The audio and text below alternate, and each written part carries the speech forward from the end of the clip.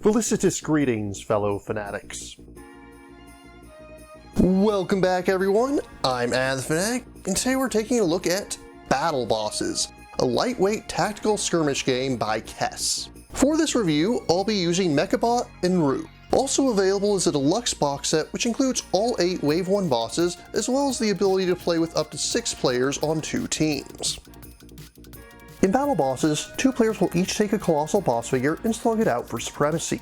Each boss has their own unique strengths and weaknesses, but each of them is capable of summoning minions to the battlefield to aid them. Through a mixture of said minions, as well as cards from their hand, bosses will clash with one another until only one is left standing. In order to set up, players will first assemble the board like so, each taking 9 hexes to form their half with a 1 hex gap in the middle. You'll place your boss figures in opposite corners, and that's really all there is to setting up the map. Aside from that, you'll also need to gather components. This includes 6 dice and plenty of tokens for damage, energy, and crystals, which are identical for all players. In addition, each boss also comes with 8 square minion tokens and 8 circular tokens, which are unique to them. You'll also take 30 cards, which includes 2 dashboards which show what your boss and their minions are inherently capable of, as well as a deck of 28 cards. Shuffle this and draw 5. Before starting, each player has the option of mulliganing any cards from their starting hand if they so wish, removing the cards they don't want, drawing to replace them, then shuffling the discarded cards back into their deck before beginning the game. A player's turn consists of 3 phases, beginning with a roll phase. On the first turn of the game, the first player will only roll 3 dice to make up for the advantage of going first. While on all subsequent turns, players will roll all 4 of their white dice. Each boss also has 2 dice that are colored differently, and each has their own way of earning those dice hidden away in their deck. When you roll, most sides will denote energy or crystals, and you'll take the appropriate number of tokens. However, each die also has a single overload side. If you roll this, you'll take 1 energy immediately and then re-roll the die, also taking whatever it lands on this time. This can include chaining multiple overloads from a single die if you're lucky. Once a player has rolled their dice, they'll be able to spend energy and crystals to activate abilities and play cards. Abilities each have their own energy costs, and your dashboard cards will give you basic abilities to use from the start of the game. This includes simple movement of your boss and their minions, calling minions to the battlefield, discarding cards to make use of your boss's special tokens, as well as activating their ultimate ability if you have enough energy for it.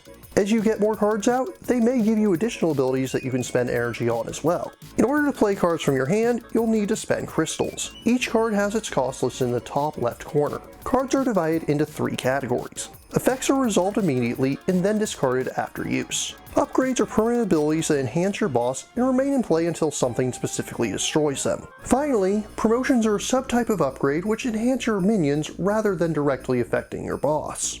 When moving, you can generally enter an opponent's space without penalty. When opposing minions meet in a space, they'll destroy each other at a 1-to-1 rate until only one side remains. If minions are in the same space as a boss, the minions are all destroyed and the boss takes damage equal to the number of minions that were killed. And if 2 bosses are in the same space at the end of a turn, the active player deals 1 damage to their foe. When you're done activating cards and abilities, you'll discard any remaining energy. However, you'll be able to hang on to any crystal tokens and can save them to spend on future turns. To end your turn, you'll have a draw phase where you'll bring yourself back up to 5 cards. If you didn't play or discard any cards during your turn, then you simply do nothing. After that, play passes to your opponent and will alternate back and forth until only 1 boss is standing.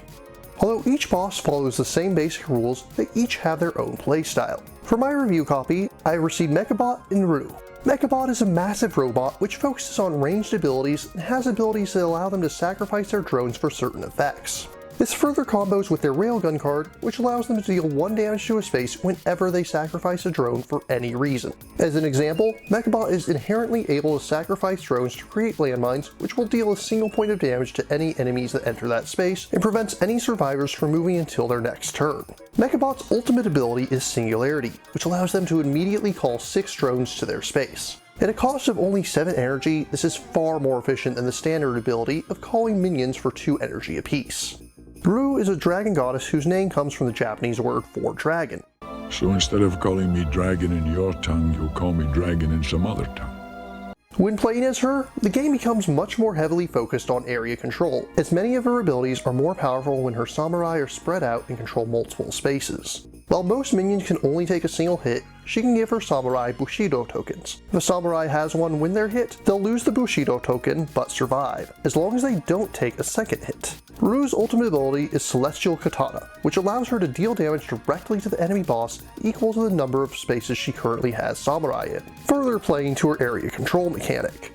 There are 6 other bosses currently available, each of which will have their own playstyles. On the subject of components, let's start with the most obvious part, the bosses themselves. They come pre-painted and are absolutely massive as far as minis go. The sculpts are decently detailed, though the paint jobs feel fairly simplistic. Still, as someone who can't paint minis to save my life, it does make them stand out.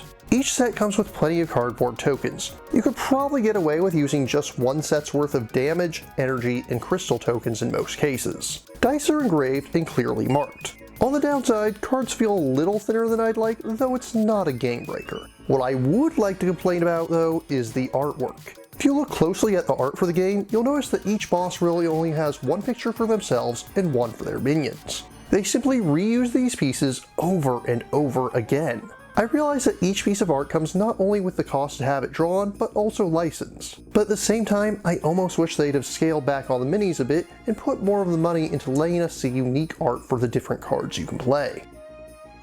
My other big complaint is that with the 2 bosses I received, they didn't feel balanced at all. I do like the idea that Rue is trying to play a separate genre of game from the others, but in practice, she just felt woefully underpowered. It felt as though it was very easy for Mechabot to play keep away and pick off Rue's minions, and without them, she was at a severe disadvantage. It also didn't help that Mechabot has 2 battery cards, each of which produces 1 energy for it at the beginning of every turn. Mechabot just feels easier to get going faster, and once it gets going, it's very difficult to stop. Their combo of being able to sacrifice drones to both heal and deal damage at the same time is incredibly oppressive. There are ways to destroy upgrade cards, but Mechabot can do it more cheaply and more readily than Rue, further making it difficult to disrupt the combo. All in all, I have mixed feelings about battle bosses. I really wanted to enjoy this one. The concept of massive, over-the-top battles between robots, giant monsters, deities, and more sounds like something that would be right up my alley. And there are some fun concepts in here. The rules for the basic game are mostly fine, although I don't much like the randomness of resources. Rolling an overload symbol is always an advantage, and rolling the 1 gem side is always a disadvantage compared to the 2 gems or 1 gem and energy sides. I also dislike how easy it is to get locked out of using your extra dice if the cards for them end up on the bottom of your deck. Beyond the luck element is of course the aforementioned imbalance. I realize that perfectly balancing an asymmetric game is pretty much impossible. However, the differences between Mechabot and Rue were so overwhelming that it just wasn't fun regardless of who I was playing as. It does feel like there's the structure of a good game underneath everything here. However, it feels like it needed more time for playtesting and refinement. Perhaps this game will be a better fit for you. But as for myself, I feel I have to give battle bosses a mediocre 6.2 out of 10. If you're interested in purchasing battle bosses or learning more, links are included in the description. What about you? What do you think of battle bosses? Which boss do you most want to play as? If you have any questions, remarks, or opposing points of view, leave them in the comments down below. And please remember to like, share, subscribe, and ring that bell. Until next time, farewell, fellow fanatics.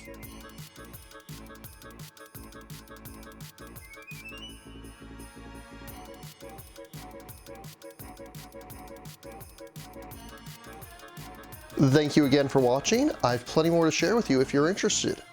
You can click up here above my head to subscribe to my channel. You can click over here on my monitor to see the most recent video that I've worked on. Or if you prefer, you can click up here to open this mysterious vault and see what video that the YouTube algorithm has picked just for you.